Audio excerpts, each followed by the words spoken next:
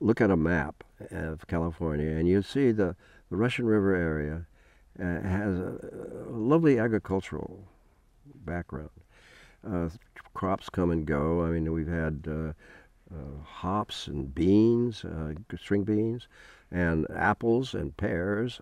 And it used to be a large prune growing area. And the prunes had lost their appeal, so it was just natural to try and change over to grapes. When I bought it, there were two little patches of grapes.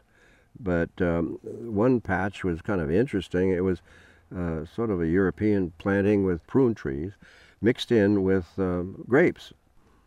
It had in the past sheep on the uphill, and on the flat it had prune orchards. The barn here used to have cows, so they had a little bit of everything. In essence, our history begins around 1970. At that time, I was anxious to try Pinot Noir and Chardonnay, and none of it was grown around here, except Joe Rocchioli next door had a small patch he had tried. It came about looking at the heat credits that the University of California came out with, and this just happened to be about where Pinot Noir should do well. When it comes down to the terroir, the soils and that sort of thing, nobody really knows until you try it. There was an old orchard down below that we tore out and started over again with Chardonnay on the flat, and on the hills we did the Pinot.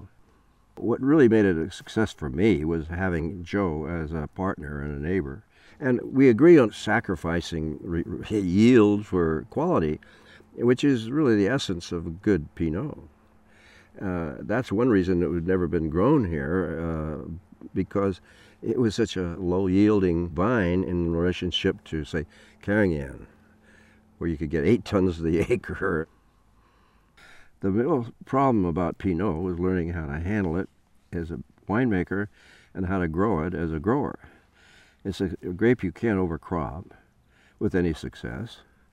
And certain areas, like this area, the acids stay up, both for the Chardonnay and the Pinot, as the sugars increase.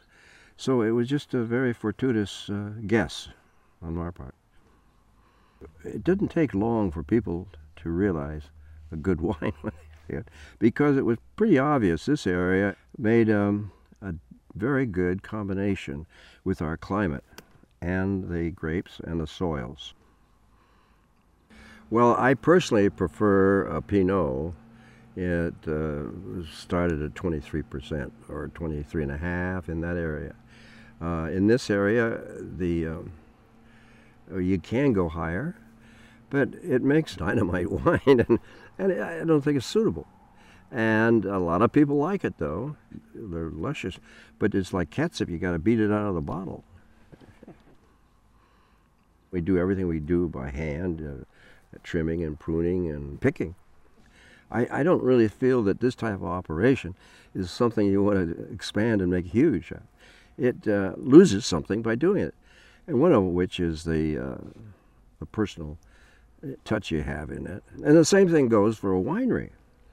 I think when a winery starts getting, 60,000 cases, something has to give. Quality will always be the answer to something being sustained.